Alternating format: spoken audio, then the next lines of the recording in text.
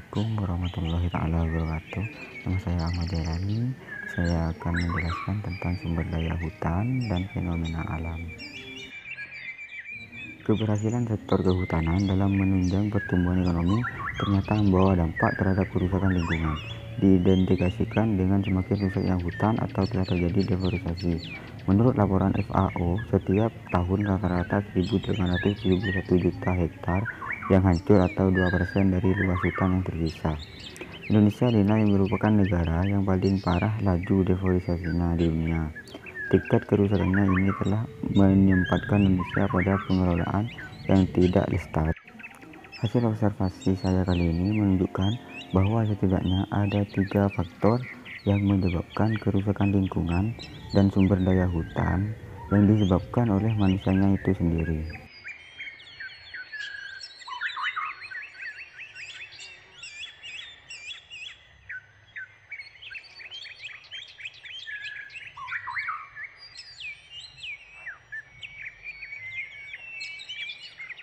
Yang pertama itu tidak berimbangnya porsi kegiatan pemanfaatan dengan kegiatan rehabilitasi hutan dalam kebijakan pengelolaan hutan.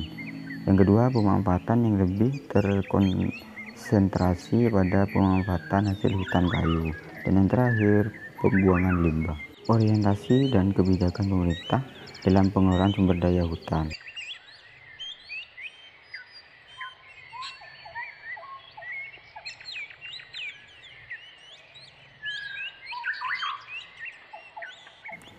Pemerintah dalam mengelola sumber daya hutan dinilai hanya berorientasi terhadap kayunya saja, yang merujuk kepada fenomena deforestasi dan peranan hutan dalam pembangunan berkelanjutan. Maka pelestarian sumber daya alam, khususnya hutan, telah terjadi bagian utama dari perhatian bidang sosial, ekonomi, dan politik. Pemerintah harus lebih memperhatikan hutan dan apa yang ada di dalam hutan. Tidaklah efektif bila melindungi spesies tertentu hanya dalam kawasan yang dilindungi. Pendekatan tersebut akan menimbulkan paradoks. Di satu sisi, spesies dan habitat yang berada di dalam kawasan yang dilindungi akan terlindungi, namun spesies yang ada di luar akan dilantarkan. Kebijakan-kebijakan tertentu itulah yang harus kita bantah agar pemerintah tidak memfokuskan terhadap kayunya saja, agar lebih fokus kepada habitatnya.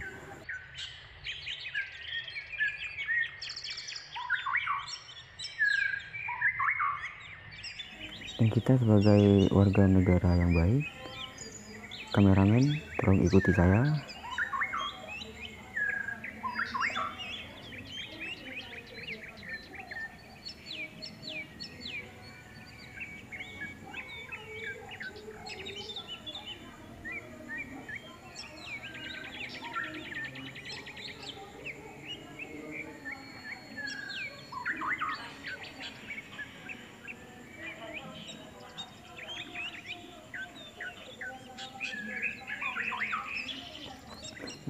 Kita bisa lihat semuanya, ini ada aliran sungai dan juga pohon-pohon yang rindang, dan mungkin di sini masih cukup bagus ya.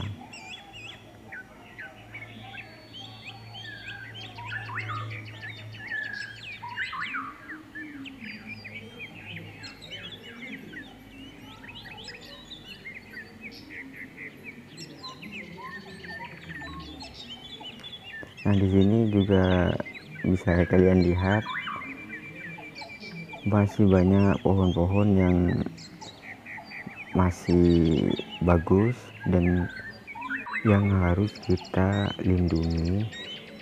Hutan juga merupakan salah satu sektor terpenting yang perlu mendapat perhatian, khususnya kekayaan alamnya yang dikuasai oleh negara sesuai pasal 33 Undang-Undang 1945. Bumi, air, dan kekayaan alam yang terkandung di dalamnya dikuasai oleh negara dan dipergunakan sebesar-besarnya untuk kemakmuran rakyat.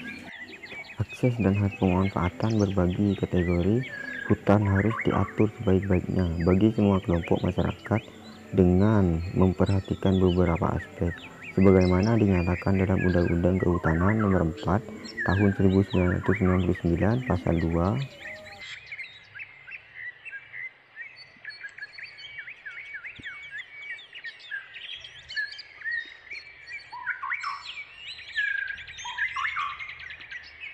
Oke teman-teman, bisa kita lihat di sana juga ada sungai dan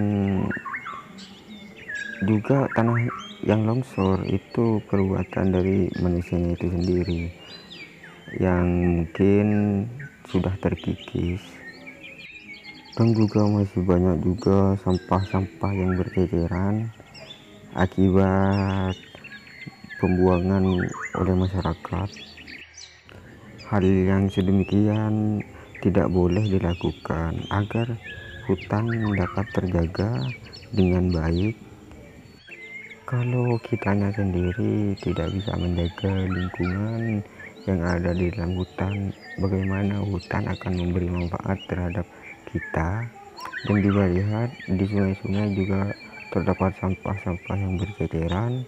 Itu akibat oleh pembuangan dari masyarakat yang tidak menempatkan sampah pada tempatnya, yang menyebabkan longsornya tanah dan juga air-air sangat tidak jernih, mungkin dari berbagai hambatannya. Dari hal-hal kecil itu pun akan berdampak buruk terhadap pelestarian hutan. Pepohonan pun akan tumbuh dengan tidak baik.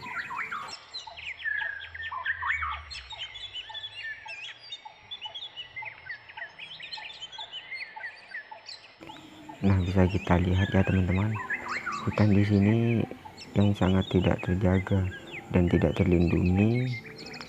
Nah, bagaimana hutan akan memberi manfaat terhadap kita jika kita sendiri tidak bisa memberi perlindungan terhadap hutan dan tidak bisa melestarikan apa yang ada di dalam hutan yang terkandung dalam Undang-Undang Kehutanan Nomor 4 Tahun 1999 Pasal 2. Penyelenggaraan kehutanan berdasarkan manfaat dan lestari, kerakyatan, keadilan, kebersamaan, keterbukaan, dan keterpaduan. Dalam pasal selanjutnya disebutkan bahwa penyelenggaraan kehutanan bertujuan untuk kemakmuran rakyat.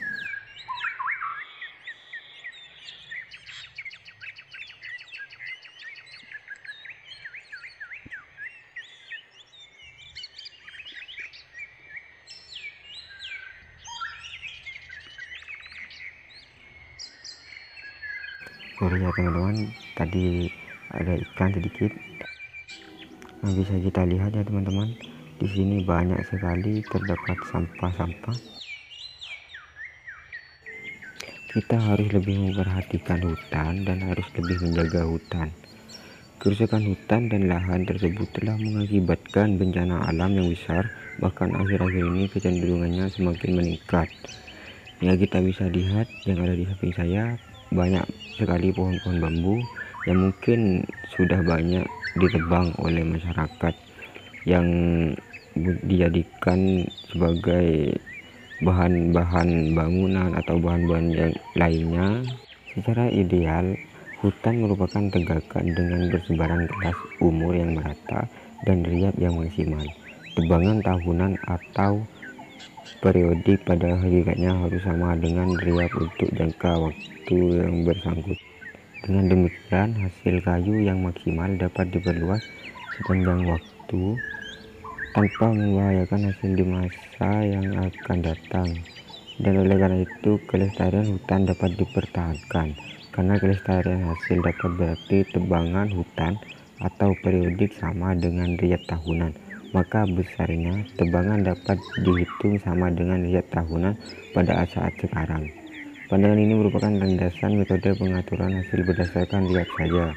Masalahnya adalah bagaimana riap pada saat sekarang ditaksir atau diukur. Melalui cara ini, penaksir hanya melihat pengaturan hasil berdasarkan jumlah pohon dan ukuran diameter.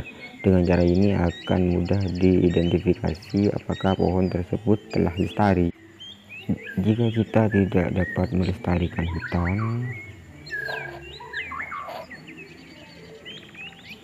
maka akan terdapat bencana alam yang sangat tidak bagus ya bagi kita.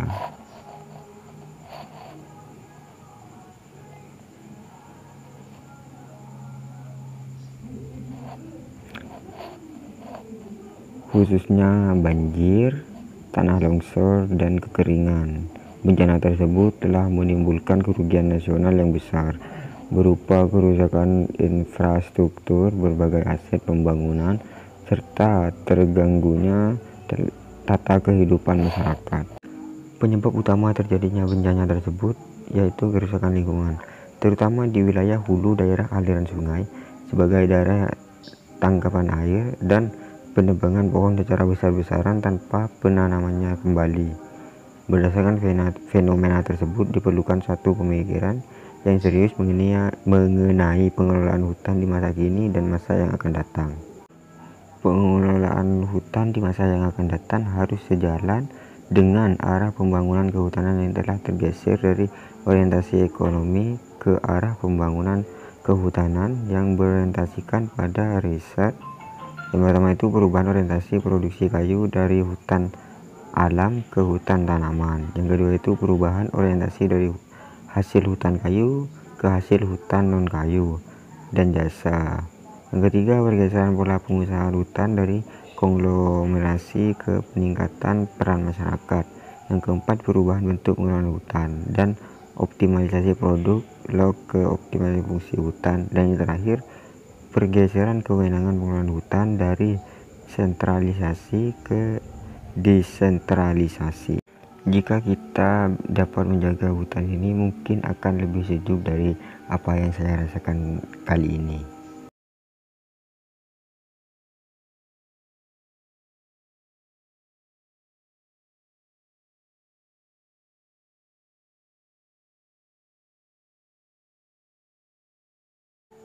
Kesimpulannya adalah akses dan hak pemanfaatan atas berbagai kategori hutan harus diatur sebaik-baiknya bagi semua kelompok masyarakat dan memperhatikan berbagai aspek. Bencana-bencana alam yang sudah dirasakan oleh masyarakat sekitar mungkin dapat menyadarkan masyarakat, karena telah disadari bahwa eksploitasi sumber daya alam bisa mengakibatkan degradasi lingkungan. Meningkatnya kasus-kasus dalam sektor kehutanan semakin menyadarkan kita bahwa melestarikan hutan memberikan banyak manfaat dalam kehidupan ini. Berbagai upaya telah ditempuh dalam rangka pelestarian sumber daya hutan. Mungkin hanya itu dari saya, kurang dan lebihnya mohon maaf. Assalamualaikum warahmatullahi wabarakatuh.